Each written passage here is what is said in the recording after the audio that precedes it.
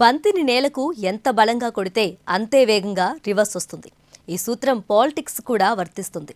దీనికి Telangana CM Revanth Reddy best example. గత BRS ప్రభుత్వం ఎంతగా అణిచివేయాలని చూసినా అనువంత కూడా రేవంత్ ధైర్యం కోల్పోలేదు. తనకు రాజకీయ భవిష్యత్తు లేకుండా చేయాలనుకున్న కేసీఆర్ సర్కార్ను ఒక్కడే గద్దె దింపాడు. తెలంగాణలో అస్తిత్వం కోల్పోతున్న కాంగ్రెస్ను అధికారంలోకి తెచ్చిండు. పార్టీలో తనను విమర్శించిన వాళ్ల చేతనే ప్రశంసలు అందుకుంటున్నాడు. పార్లమెంట్ ఎన్నికల వేళ పదునైన వ్యూహాలతో విపక్షాలను బెంబేలెత్తిస్తున్నాడు.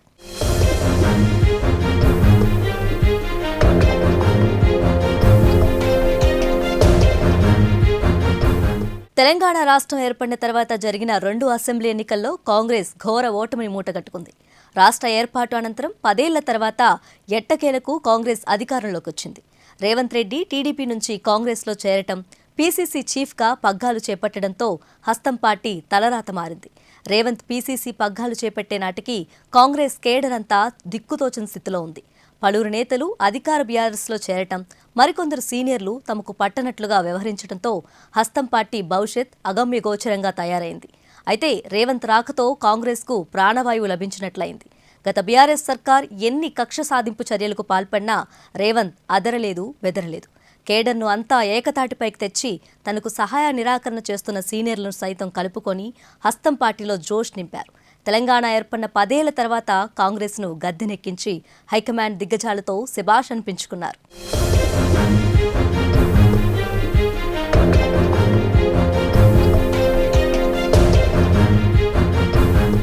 2023 అసెంబ్లీ ఎన్నికల్లో గెలుస్తామన్న ధీమా తెలంగాణ కాంగ్రెస్ నేతలకే లేదు. అందుకే వాళ్ళంతా రేవంత్ నాయకత్వంలో పనిచేయటానికి ఇష్టపడలేదు. కొందరైతే ఏకంగా రేవంత్ రెడ్డి పైన నోటికొచ్చినట్లు మాట్లాడారు. అసెంబ్లీ టికెట్ల విషయంలో రేవంత్ వర్గానికి దక్కకుండా కథ నడిపించారు. ఎప్పుడైతే అసెంబ్లీ ఎన్నికల్లో కాంగ్రెస్ గెలిచిందో అప్పట్నుంచే రేవంత్ హవా ఊపందుకుంది. తెలంగాణలో తమ పార్టీ పనైపోయిందనుకున్న టైంలో కాంగ్రెస్ను అధికారంలోకి తెచ్చిన రేవంత్ రెడ్డిపై హస్తం ఢిల్లీ పెద్దలు మనసు మార్చుకున్నారు. ముఖ్యమంత్రి పదవి విషయంలో సీనియర్లను సైతం పక్కన పెట్టి రేవంత్ రెడ్డికి పట్టం కట్టారు.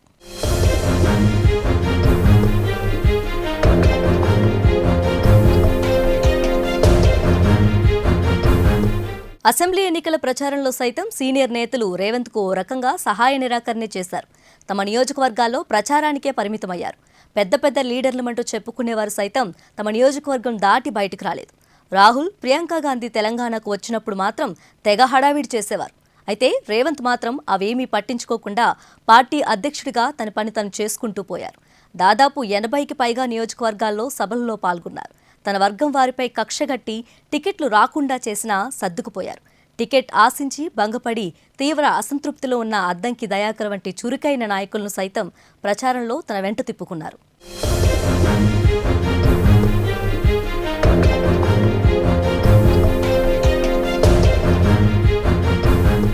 పీసీసీ అధ్యక్షుడిగా ఉన్నప్పటికీ తన మాట నెగ్గకపోయినా రేవంత్ ఫీల్ అవ్వలేదు. పార్టీని అధికారంలోకి తీసుకురావటమే తన ఏకైక లక్ష్యంగా పనిచేశారు. అవిశ్రాంతంగా పనిచేసి కాంగ్రెస్ను అధికారంలోకి తీసుకొచ్చారు. చివరికి హైకమాండ్ ఆశీస్సులతో ముఖ్యమంత్రి పీఠాన్ని అధిరోహించారు. రేవంత్ రెడ్డి సీఎం అయ్యాక కాంగ్రెస్ పార్టీలో శరవేగంగా మార్పులొచ్చాయి. పార్టీని అధికారంలోకి తెచ్చిన రేవంత్కు హస్తం హైకమాండ్ ఫ్రీ హ్యాండ్ ఇచ్చింది. పార్టీ అధిష్టానం సైతం రేవంత్కు అధిక ప్రాధాన్యత ఇవ్వడంతో సీనియర్లు సైతం మనసు మార్చుకున్నారు. మొన్నటిదాకా బహిరంగ విమర్శలు చేసిన వాళ్లే నేడు రేవంత్కు జై కొడుతున్నారు. మరో 10 ఏళ్లు రేవంత్ రెడ్డి ముఖ్యమంత్రిగా ఉంటారంటూ ప్రకటనలు చేస్తున్నారు.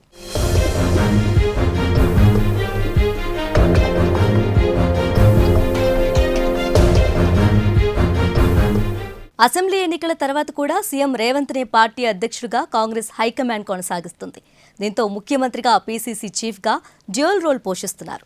అటు రేవంత్ పనితీరుకు ఫిదా అయిన కాంగ్రెస్ హైకమాండ్ లోక్సభ అభ్యర్థుల ఎంపిక విషయంలో ఆయనకు పూర్తి స్వేచ్ఛనిచ్చింది. దీంతో అసెంబ్లీ ఎన్నికల్లో తన వారికి టికెట్లు ఇప్పించుకోలేకపోయిన రేవంత్ రెడ్డి పార్లమెంట్ ఎన్నికల విషయంలో తన మార్క్ చూపించారు. పట్టుబట్టి మరీ తన వర్గం వారికి టికెట్లు ఇప్పించుకున్నారు. భువనగిరి విషయంలో కోమటిరెడ్డి బ్రదర్స్ ఎంత మొండికేసినా చామల కిరణ్ కుమార్ రెడ్డికే టికెట్ ఇప్పించుకున్నారు.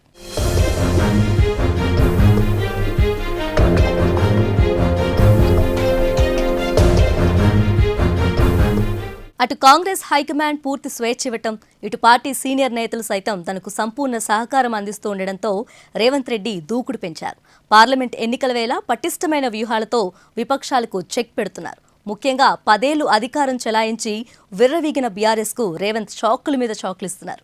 గతంలో కాంగ్రెస్ నుంచి బీఆర్ఎస్లో చేరిన వాళ్లను గర్వాపసి చేయిస్తున్నారు. అటు బీజేపీలోని అసంతృప్తులను సైతం కాంగ్రెస్లో చేర్చుకుంటున్నారు. రోజుకో సీనియర్ నేతకు హస్తం కండువా కప్పుతూ బీఆర్ఎస్, బీజేపీ పెద్దలకు కంటి మీద కునుకు లేకుండా చేస్తున్నారు. రాష్ట్రంలో 14 లోక్సభ నియోజకవర్గాల్లో గెలుపే లక్ష్యంగా ముందుకు పోతున్నారు. అసెంబ్లీ ఎన్నికల్లో సమిష్టి నాయకత్వంతో సత్తా చాటిన రేవంత్ పార్లమెంట్ ఎన్నికల్లోనూ సమరోత్సాహంతో ముందుకు పోతున్నారు.